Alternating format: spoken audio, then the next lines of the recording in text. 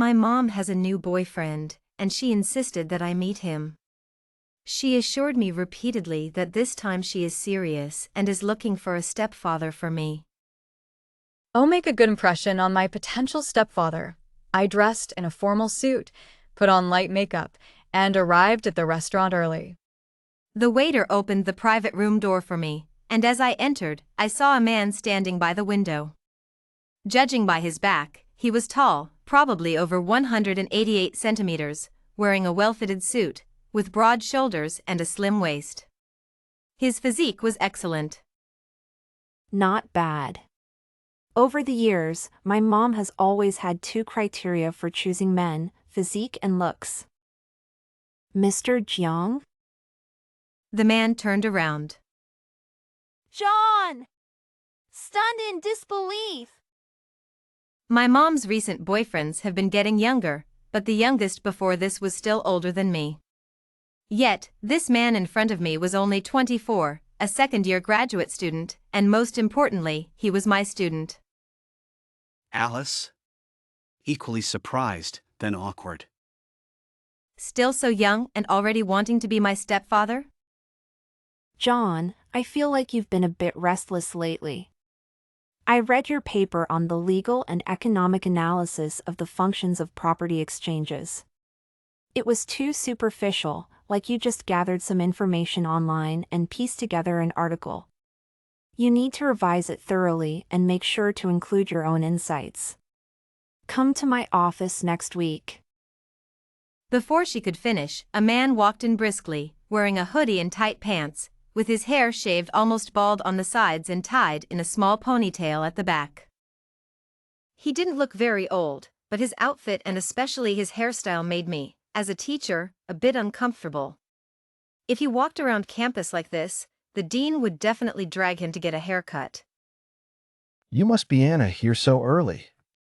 I wanted to ask, who are you? Before I could speak, my mom walked in, dressed flamboyantly in a pink tracksuit and a baseball cap. Honey, let me introduce you. This is my precious daughter, Emma. Anna, this is the John the first mentioned. I looked at the man with the ponytail, opened my mouth, but couldn't bring myself to call him uncle. No worries, we'll get to know each other soon. Pull John over.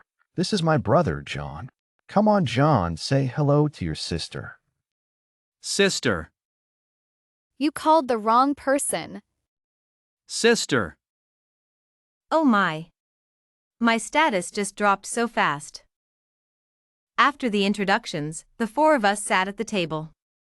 The atmosphere was distinct on both sides.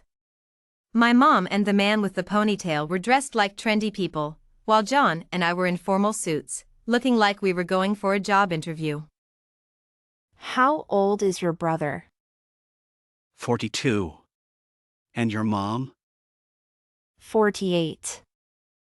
How do you have such an old brother? Why is your mom so young? After a moment of silence. I think they make a good match. Good match, my foot. Calming down, your brother is 6 years younger than my mom. They say a woman 3 years older is a treasure, but two treasures? They don't match. What's wrong with having more treasures? What's wrong with a younger man? Don't women like younger guys? I don't like immature boys younger than me.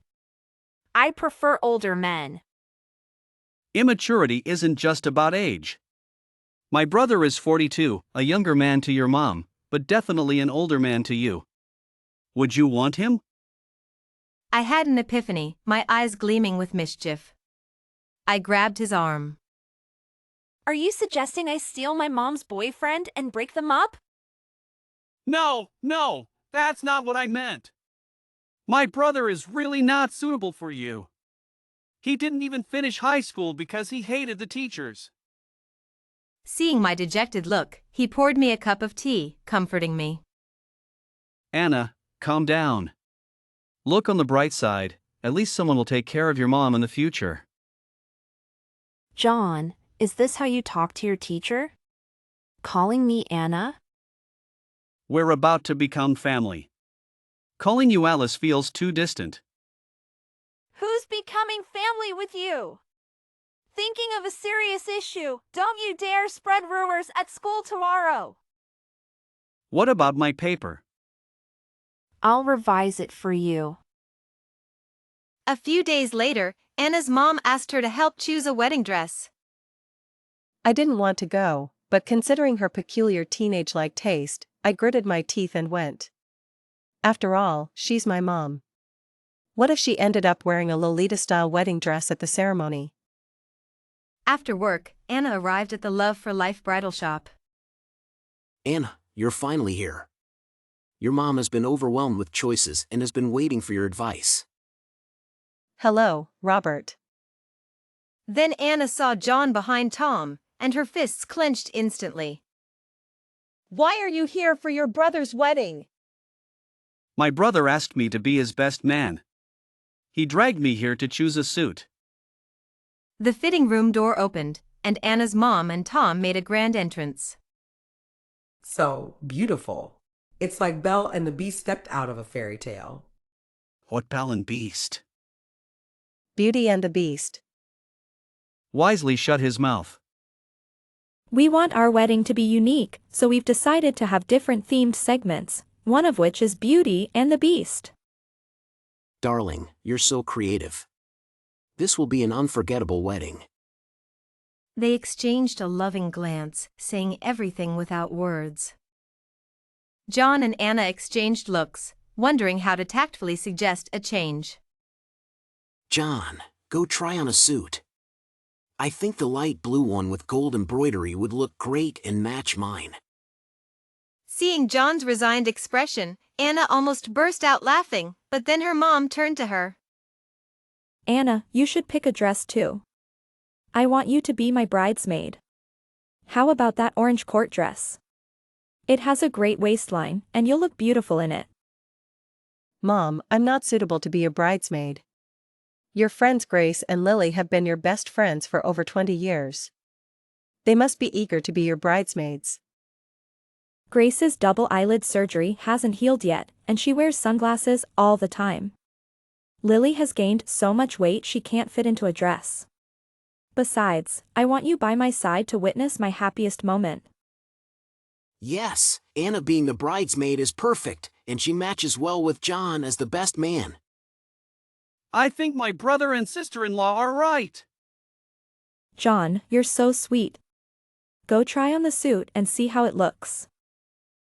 So, John and Anna were ushered into the fitting room by several shop assistants. After much fuss, they finally emerged. John looked quite handsome in the court suit, accentuating his broad shoulders, narrow waist, and long legs. Where are you looking? Have some respect for your teacher. John's face turned red instantly, even his neck, and he awkwardly turned away. What a perfect match! Anna's fair skin looks even more radiant in orange, like a little princess. And John looks so handsome, he'll definitely charm all the girls at the wedding. Despite our strong objections, my mom, encouraged by the store staff's flattery, ordered several sets of outfits. The next theme is a match made in heaven. John and I exchanged desperate looks as we were dragged back into the fitting rooms, this time for traditional Chinese attire. Each of us donned a set of hanfu. The next theme was the blossoming years, featuring outfits from the Republican era. John wore a Zhongshan suit, and I wore a Cheongsam. Then came the red era, where the staff thoughtfully braided my hair into 2 pigtails. Finally, we reached the modern A Century of Harmony, and we were finally dressed in something presentable. My mom and Tom, still full of energy, went off to try on the toasting outfits. John and I collapsed onto the sofa, exhausted. No way, I have to find a way to break them up. One lively person like my mom is enough. Adding your brother to the mix, how will we survive? Isn't that a bit harsh? Look how happy they are together. They share common interests. It's better to break a temple than a marriage. They're adults, they should know what they're doing. I felt troubled and unexpectedly wanted to confide in him. You don't understand. My mom may be almost 50, but she's very naive. In her world, love is everything. I'm really afraid she'll get hurt. Anna, life is like a journey. No matter how old you are or how many roads you've traveled, you can't predict what lies ahead. We can't stop moving forward out of fear. His deep, magnetic voice made me feel relaxed. I know you're right, but when it comes to matters of the heart, some people can fall and get back up without a care, while for others, it can be a lifelong hurdle. When I was little, my parents were very much in love. But then my dad found someone else, and they fought all the time until they divorced. My mom never talks about my dad, but I know she was deeply hurt. Over the years, she's had many boyfriends, but never had the courage to remarry. This time, she's planning to marry your brother after just a few months of dating. It's too rushed. Whether the road is easy or hard, whether they can walk it to the end, it's their choice. Your mom insists on having you as her bridesmaid because she's testing your attitude. She wants your approval and support. If you show any opposition, she'll be heartbroken. So, as her child, you shouldn't interfere too much. I knew he was right and nodded. I understand. She may not say it, but she cares a lot about my opinion. I looked down and saw his hand on mine, instantly snapping back to reality. I shook his hand off. Who are you calling a child? Don't think that just because my mom is marrying your brother, I have to see you as an uncle. That's not how it works. No, Anna, that's not what I meant. I don't want to be your uncle. Let's keep our relationship separate from theirs. Who gave you the right to call me Anna? Call me Ms. Alice. After a long evening, my mom and Tom finally tried on the last set of outfits and were ready to head home, satisfied.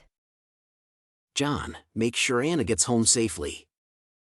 He and my mom happily left us, leaving John and me standing in the cold wind, watching their cheerful figures disappear. Let's go back to school. If we wait any longer, the dormitory will be locked. I'm so hungry. At this hour, the school cafeteria is already closed. Can we get something to eat first? My treat. Seeing his hopeful expression, I couldn't help but soften. There was a quaint little restaurant nearby, so I led him inside. It's not right for a student to treat a teacher. Save it for when you graduate and earn money, then you can treat me to a thank you dinner. The restaurant was small but had exquisite dishes. We ordered 3 dishes and a soup, and the owner even gave us a pot of plum wine. I took a sip. The wine was sweet, with hardly any alcohol taste, and very pleasant. I drank 1 cup and couldn't resist pouring another. Plum wine is made with strong liquor, it's not low in alcohol. Kids shouldn't meddle in adult affairs. I'm not a kid anymore. You're just a young one with a big attitude. You'll always be a kid to me. He pouted and stopped talking, focusing on his food, his cheeks puffed out. I wasn't hungry initially, but seeing him eat so heartily made me hungry too. So, I alternated between eating and drinking plum wine, and we finished all the dishes on the table. After that, I don't remember much. I vaguely recall someone asking me, "Where do you live?" The voice seemed distant, echoing. I mumbled, "Stop bothering me, I want to sleep." Then, I fell into a warm embrace. When I woke up, I found myself in an unfamiliar bed with dark gray silk pillows and blankets. I struggled to sit up, holding my throbbing head, and my memories started to return. Last night. Oh no! I looked down and saw that my casual shirt from last night had been replaced by a large white t-shirt. I felt my legs and realized I was only wearing underwear under the t-shirt. My head buzzed. I jumped out of bed, panicking as I looked around. It was a loft apartment with 2 levels, the upper level being a bedroom and study. The decor was a stark black, white, and gray. Someone walked up the stairs and knocked on the door. John's voice came from outside. Are you awake? Can I come in? You! I stammered, realizing I was still bare-legged. I quickly dove back under the covers, only my head peeking out. Where are my clothes? I washed them for you and they're already dry. I shooed him out, hurriedly putting on my clothes and washing my face in his bathroom. Then, I angrily opened the door. John, explain this. If you can't, I'm calling the police. I knew no good deed goes unpunished. You're a good person? I laughed angrily. A good person brings me to his place in the middle of the night? A good person undresses me? Do you know what the consequences are for inappropriate behavior? John's handsome face turned red. He tried to explain the situation. You were inebriated, and you wouldn't tell me your address. I couldn't just leave you on the street, so I brought you here. As for your clothes, see for yourself. He turned on the projector in the room, revealing surveillance footage. I mostly stay in the school dorms and only come back here on weekends, so I installed surveillance. The entire wall opposite the bed projected a screen, and the high-definition camera showed everything clearly. Anna watched the replay of last night's events. Stop it, Anna. I can barely hold you. Anna, in her inebriated state, struggled and jumped to the ground.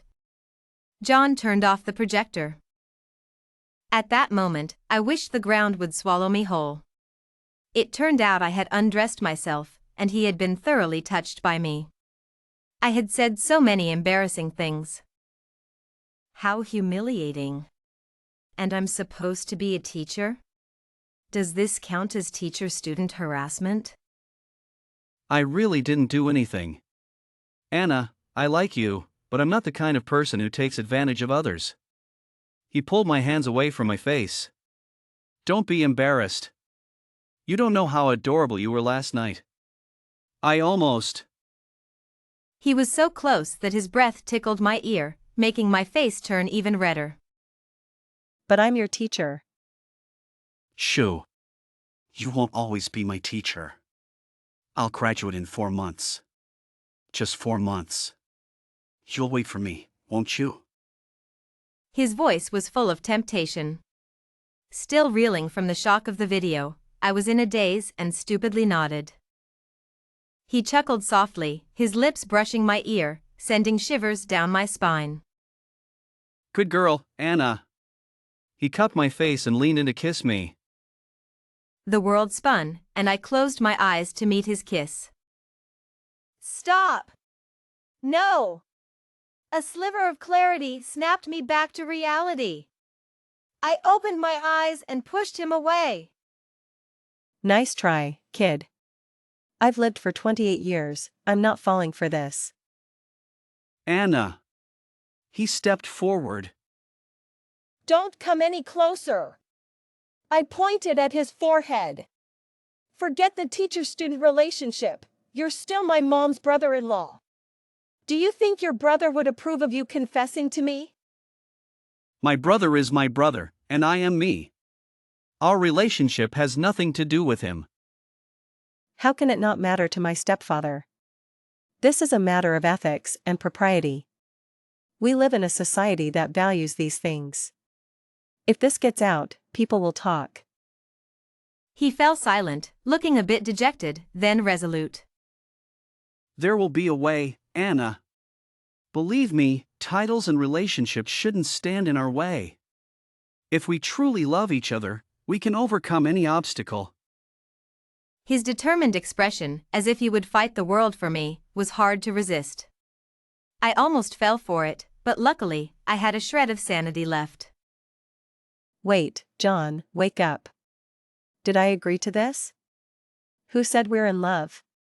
Before you declare war on the world, make sure I want to be on your side. Don't get lost in your own emotions. He was momentarily speechless, his face turning red with embarrassment. You said you liked younger men. Quick to change his tune, but I wasn't falling for it again. Do you believe everything I say when I'm drunk? When I'm drunk, I want to marry Andy Lau. Just because I like younger men doesn't mean I like you. Do you understand necessary and sufficient conditions? I pushed past him and headed downstairs, warning him as I went, don't spread nonsense at school, or I'll have my stepfather deal with you. John followed me dejectedly. As we reached the ground floor, just as I was about to unlock the apartment door, the doorbell rang. Who? John looked puzzled, then slapped his forehead in realization and mouthed silently. Classmates. John, open the door. The intercom is broken. We asked the property manager and know you're home. Open up. Didn't we agree to meet here today? We both held our breath inside, deciding to play dead and wait them out. Is he not home? Maybe he forgot our plan. Maybe he's sleeping too deeply to hear the doorbell. His bedroom is upstairs. Let's just go back to school and talk later. John and I both sighed in relief, but the next second. Since we're here, I'll give him a call. John panicked and dashed to grab his phone from the coffee table, but he was a step too late. There's a fire starting in my heart. Adele's soulful voice echoed through the apartment. Realizing we couldn't avoid it, John pointed upstairs. I got the hint and dashed up the stairs. Soon, I heard John open the door and apologize profusely to his classmates, saying he had been sleeping too deeply to hear the doorbell.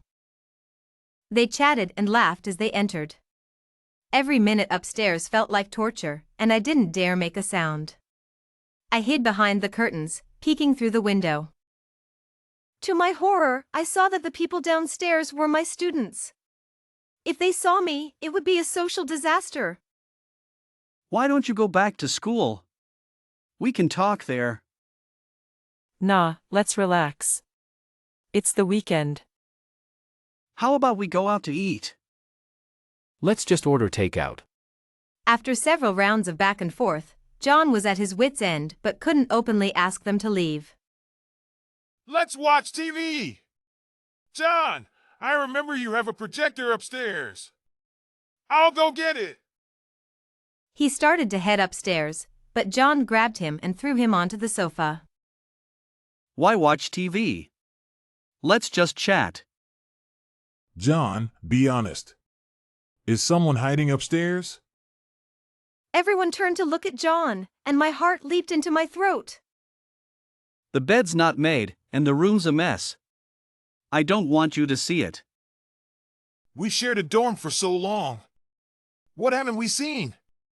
Why so secretive all of a sudden? Are you hiding up there watching adult movies? The girls blushed and giggled. John's face turned pale, and he closed his eyes in resignation. Yes, I'm watching a movie. A good brother shares. What do you have? Share it with us. They teased John a bit, but didn't push further because of the girls. However, my phone's WeChat notification suddenly went off. In a panic, I tried to silence it, but the phone slipped from my hand and hit the floor with a thud. At that moment, it felt like time stood still. People downstairs all looked up. What are you watching? Is this a live-action adaptation of an anime? Owen had no choice but to admit. She's my girlfriend. Oh, we didn't know the heartthrob of our law school had been taken. Introduce her to us. She's a bit shy, but I'm serious about her. You'll get to meet her eventually. Unable to sit still, everyone got up to leave. Jack punched John playfully. You call yourself a good brother? You didn't even tell me you had a girlfriend. No wonder you don't stay in the dorm on weekends. You've been hiding her away. We'll head out now, but you owe us a treat tonight. Finally, they all left. I came downstairs. John stood there, looking a bit uneasy. Did Jack's comment about hiding you away offend you? No, he didn't know any better. I only blame the source. If you hadn't made up a girlfriend, he wouldn't have thought that way. Owen looked a bit sulky and turned his head. I wasn't making it up. I was serious. Why was he so stubborn? My phone buzzed with a WeChat notification, breaking the awkward silence. I saw 2 voice messages from my mom. Without thinking, I played them, and her loud voice filled the room. Anna, do you remember Aunt Wang's nephew from the 3rd hospital? I mentioned him before. He's a deputy chief physician and wants to meet you this afternoon. You're almost 30, it's time to stop dreaming about unrealistic romances. What's wrong with a blind date? Your Uncle Robert and I were introduced by Aunt Grace. This doctor is great, young, and already a deputy chief physician. He earns well and has a stable job. I saw his photo, and he looks good. I've sent it to you. Owen pouted, looking childishly jealous and resentful. I hated blind dates. 2 strangers meeting with the sole purpose of marriage, weighing each other's conditions, had nothing to do with romance or feelings. I wanted to refuse outright, but to make John give up, I sent my mom a voice message in front of him. Okay, send me the time and place.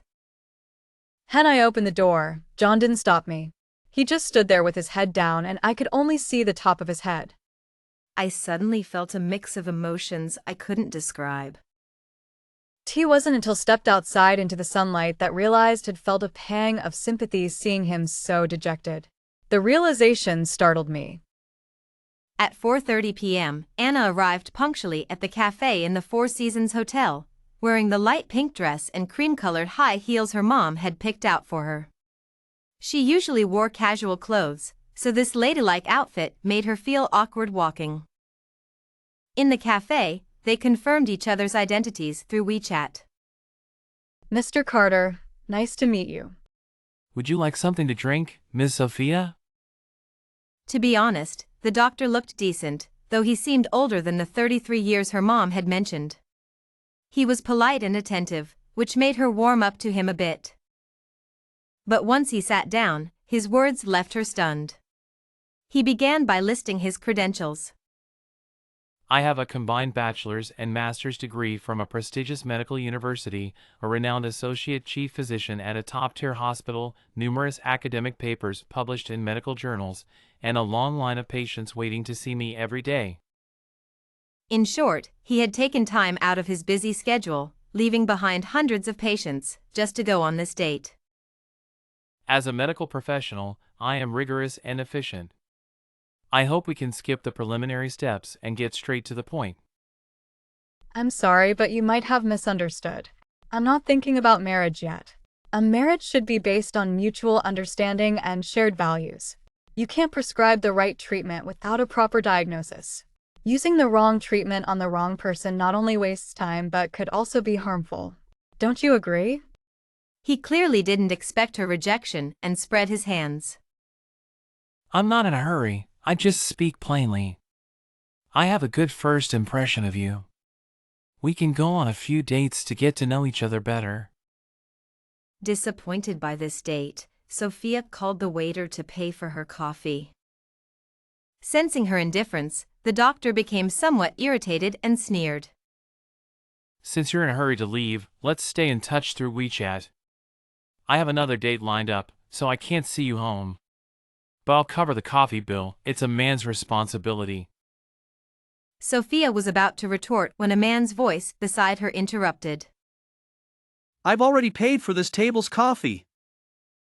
A tall figure appeared next to Sophia, naturally wrapping an arm around her waist.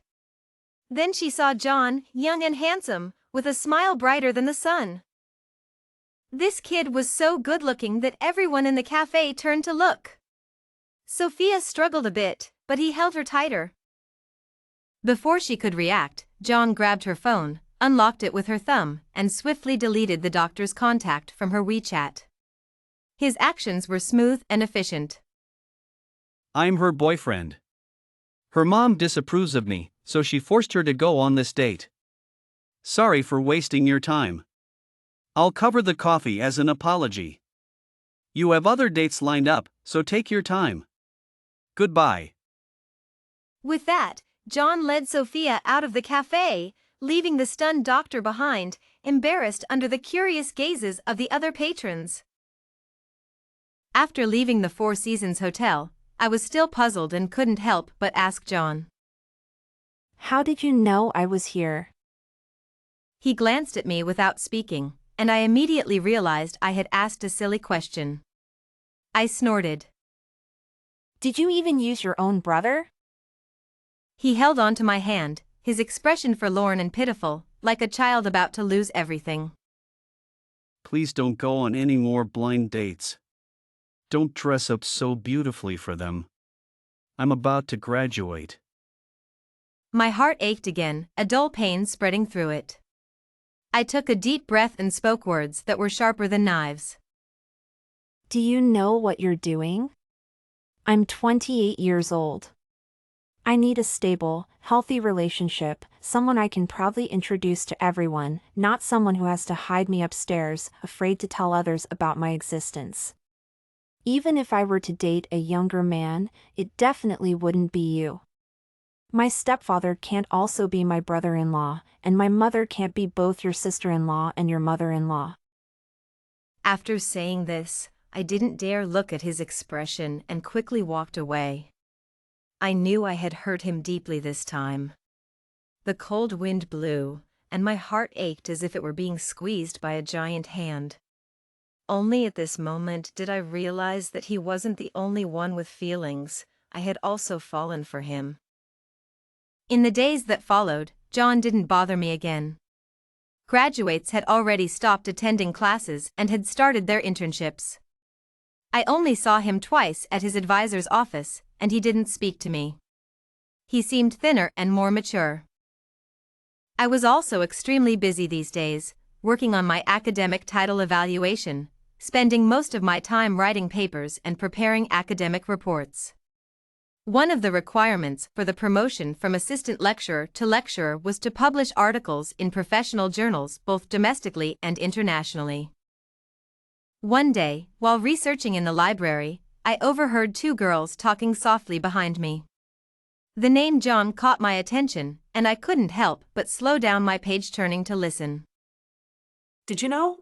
Lily from the Chinese department is chasing John relentlessly, bombarding him from all angles. Is it that intense? If she manages to get him, it would cause a sensation at school. John has never had an official girlfriend from undergrad to grad school. He's always been pursued, but never announced a relationship.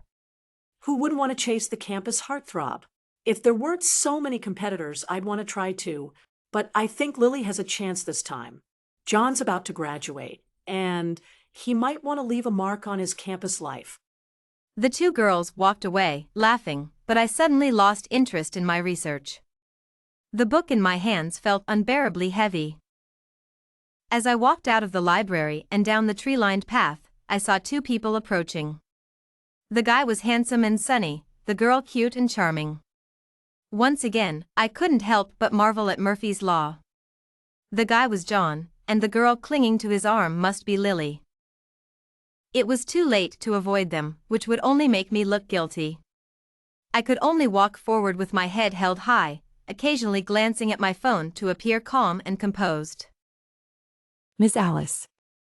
I smiled and nodded gracefully, deliberately ignoring the girl's hand holding John's arm. John didn't reply and stepped aside with the girl to let Anna pass.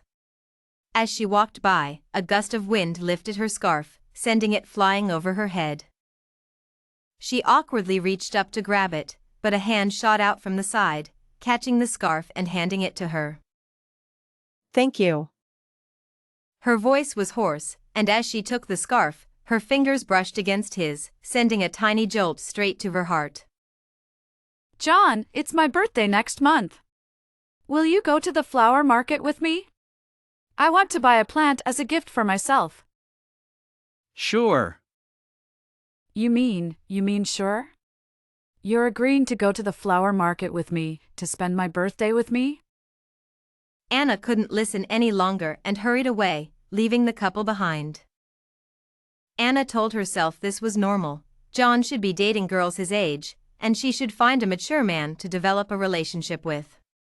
She understood the logic but still felt lost and distracted for days, mechanically going to the library and cafeteria, feeling disconnected from everything around her.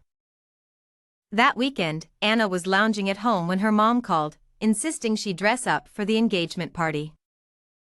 You've already booked the wedding venue. Why bother with an engagement party? Even though it's a second marriage, we can't skip any steps. The engagement party is for the families to meet. Your grandparents are gone and I don't have many relatives. You're the only one who can be there for me.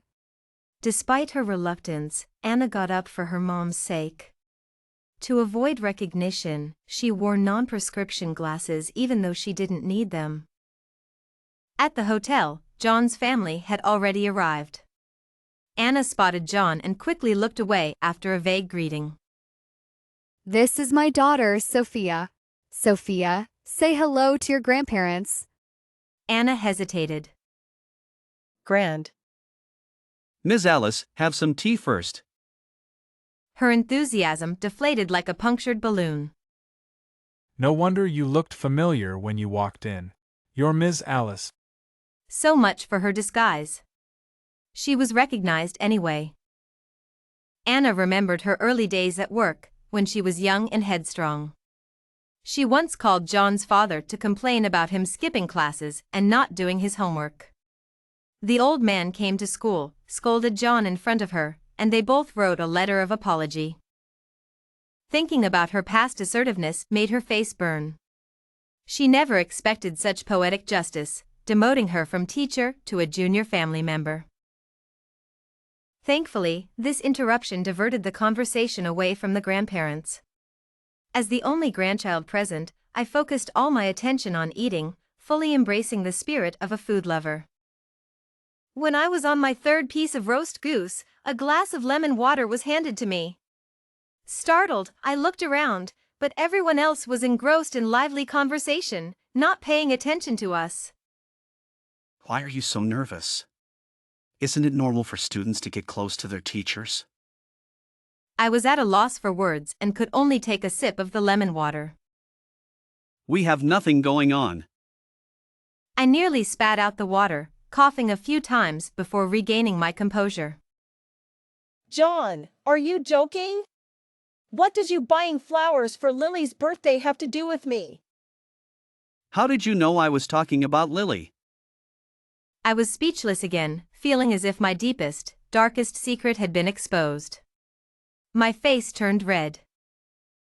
He smiled, his lips curving into a beautiful arc, and his voice was as soft as silk. I'm interning at a law firm and have passed the bar exam. I want to become a better person, someone worthy of you, someone who can give you a stable life. That day outside the library, I agreed to help Lily just to make you jealous. Don't worry, I won't go alone with her. I'll bring a group of people to the flower market, and we can pick out some flowers for the student council. My heart was a mix of emotions, and I couldn't tell what I was feeling. To say I wasn't moved would be a lie. From the other end of the table came a burst of laughter. My mom had charmed Grandpa and Grandma with her excellent social skills. The harsh reality was unavoidable. What's the point of telling me this? Because I see that you care. Your concern and disappointment have rekindled my hope. There's nothing we can't overcome. Under the table, he gently squeezed my fingers. Trust me, Anna, we'll find a way. John's parents were very open-minded, and my mom passed their approval with flying colors, diving headfirst into wedding preparations. John and I entered a phase of subtle flirtation. Our interactions, the lingering glances, the secret hand-holding, and the occasional movie outings had to be kept hidden from everyone, not even daring to post on social media. John, how do you plan to resolve the issue of our relationship, given the awkwardness of future titles? My uncle and aunt have no children, and I plan to convince my parents to let me be adopted by them. Are you crazy? I've only heard of adopting young children, not someone in their 20s. Besides, changing your last name and calling your uncle Dad? Your parents would never agree. They'd be furious. Adoption is just a formality among relatives, it doesn't erase blood ties. My parents are very open-minded. For the happiness of my brother and me, they will agree. As graduation approached, John and Anna were both incredibly busy, leaving them no time for dates. Finally, on a rare free weekend, they spent 2 days holed up in his off-campus apartment. In the evening, Anna was sitting on the couch reviewing materials when John snuggled up next to her, resting his head on her lap. Stop it! I'm preparing for my final push to get my teaching credentials. Sigh, Anna, I'm under a lot of pressure too. After becoming a lecturer, in a few years I can aim for associate professor, then professor. I'll never reach that level of academic achievement in my lifetime. John, becoming an associate professor or professor isn't as easy as picking a cabbage at the market. Are you really not planning to pursue a PhD? I'll think about it later. I want to work as a lawyer for a few years, gain some experience and connections, and then consider further studies. Right now, the most important thing is to make money and get married. Anna didn't respond. He sensed her silence and squeezed her waist. What's wrong, Anna? You said it yourself, any relationship not aimed at marriage is just fooling around. This was a topic Anna had always avoided, but she couldn't help asking. Will your parents and relatives accept it? John sat up and pulled out a document on his phone. I've already drafted the adoption papers. I told my uncle first, and he was so happy his blood pressure spiked. He went back to our hometown that night to tell my grandfather that the family line would continue. Once graduation is over, I'll go to the police station to change my name. From then on, I'll be Chris.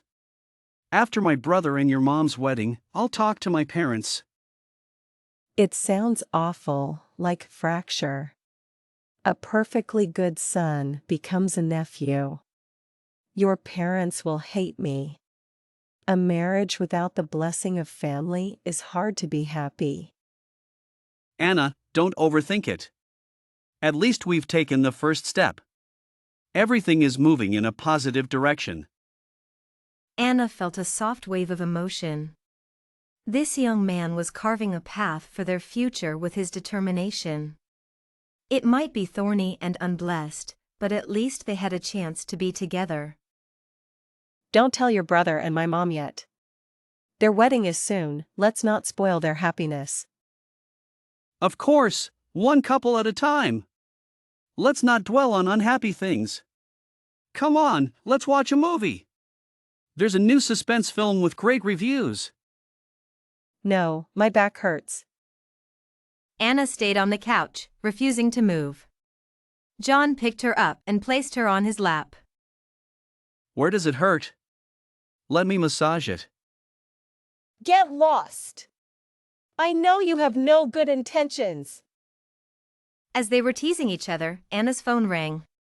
It was a message from her mom, Helen, with several photos of eligible bachelors she had found. John glanced at the screen and his face darkened instantly. Anna's mom's call followed. Be good, and I'll take you to the movies later.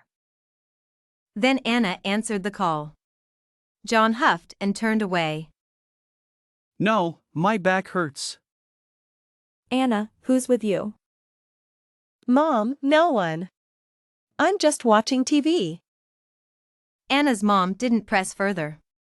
Her voice was loud enough for John to hear clearly. Did you see the photos?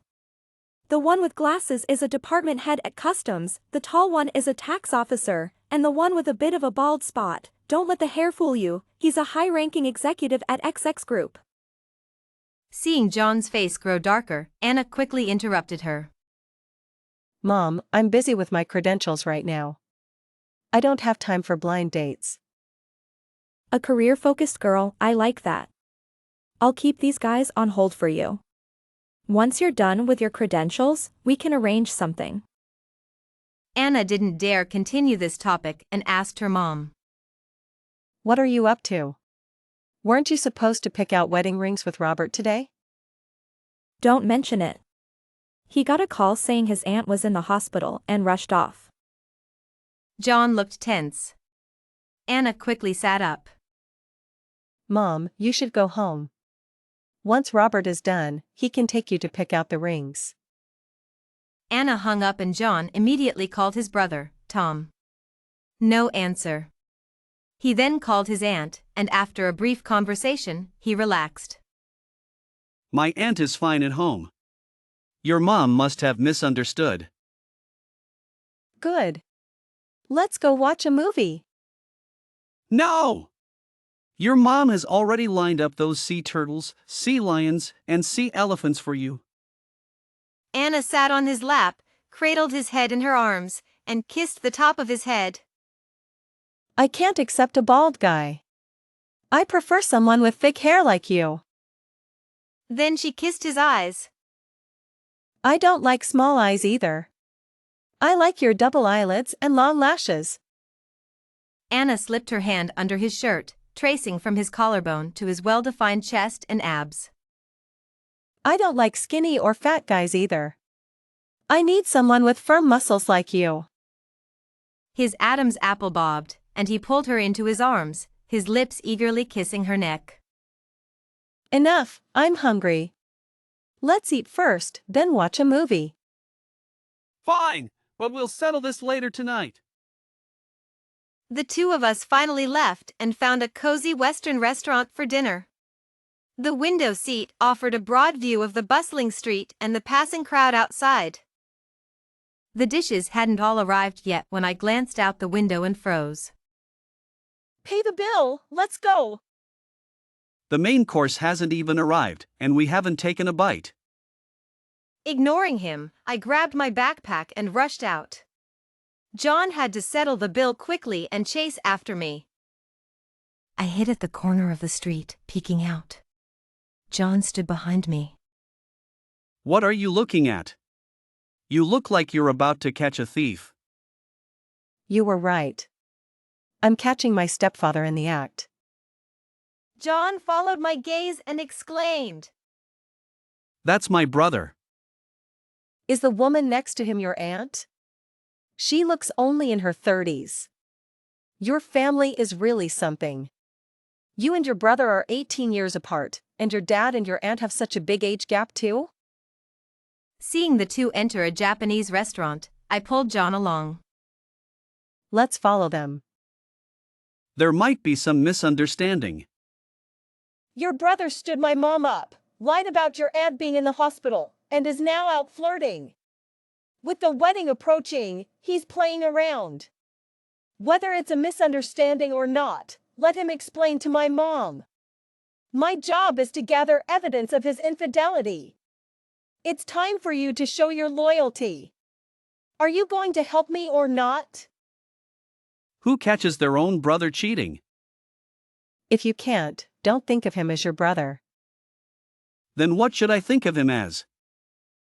As your father-in-law. John immediately straightened up and grabbed my hand. Let's go.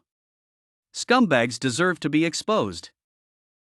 We followed them as they had Japanese food, then left and gathered a group of people to go to a karaoke bar, staying out until midnight. We took photos the whole time. John watched his brother return home alone and finally let out a big sigh of relief. See, no cheating, no infidelity, no hookups. Regardless, he lied to my mom. I think there's definitely something wrong between them. I need to talk to my mom. I found an opportunity to chat with my mom, casually mentioning that John said his aunt was in good health and about to celebrate her 80th birthday. Even my usually oblivious mom sensed something was wrong and confronted John's brother. It turned out there really was an issue between them. John's brother had developed pre-wedding jitters, feeling more anxious as the wedding approached. On the day they were supposed to choose wedding rings, He had a meltdown and ran off to relieve his stress with friends. John also talked to his brother, who admitted he still loved my mom but felt lost and scared about getting married after being single for over 40 years. Heartbroken, my mom decisively ended things with John's brother and quickly found a younger boyfriend. Realizing his mistake, John's brother pursued my mom relentlessly, following her to Sonia and Europe, determined to win her back. John graduated and started interning at a prestigious law firm, set to obtain his lawyer's license in a year. I also successfully passed my professional evaluation and became a lecturer, officially teaching in the classroom. Once again, I stood before John's parents and confidently greeted them. Uncle, Auntie. During the meal, I quietly asked John.